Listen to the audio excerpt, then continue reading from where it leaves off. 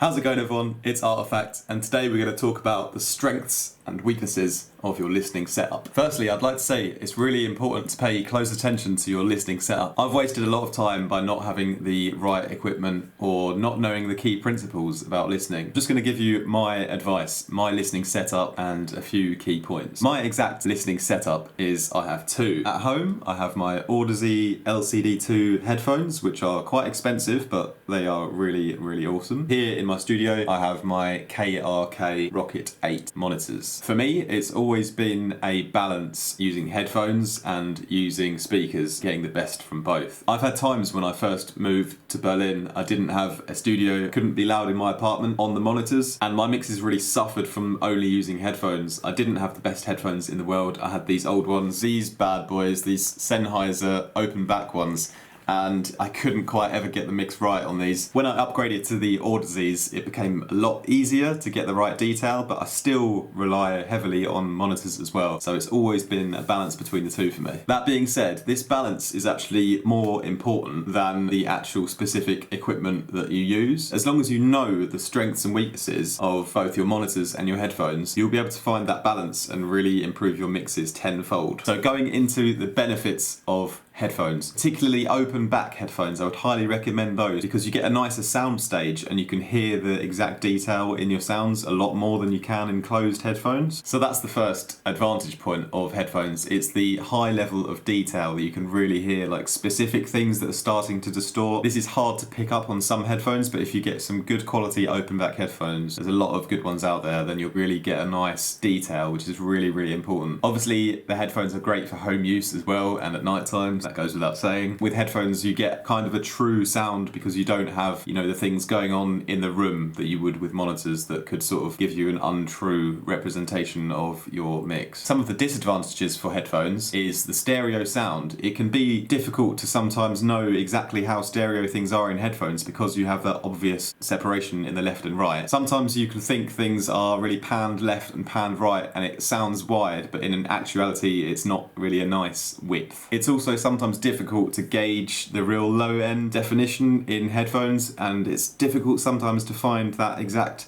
punchiness that you really, really want to come from speakers in the end. So moving on to monitors and the advantages of them. I particularly like ones that have a bit of bass in. I've done some great mixes, smaller monitors that didn't have much sub, but if you can get ones that have a bit of sub in them, it can be a lot easier. The first main advantage for monitors is the stereo feel. Like I said, now, you've listened on headphones and it sounds really nice and wide, this particular part of the song. You play it on your monitors and you reference it to something else, you might notice that it still sounds quite narrow or it doesn't quite have that full width. By having the monitors, hearing how it comes out of them, by sitting in the middle and getting that stereo feel, that's something that's really going to tell you a lot about your mix, which you might not have picked up on with your headphones. And the second advantage is that kind of low end thump. When I'm mixing the low end specifically, for example, blending the sub bass with the mid bass or figuring out exactly where to low cut your kick or this kind of thing, in headphones you don't get this real obvious kind of moment of magic that you do sometimes on monitors when you're EQing, when suddenly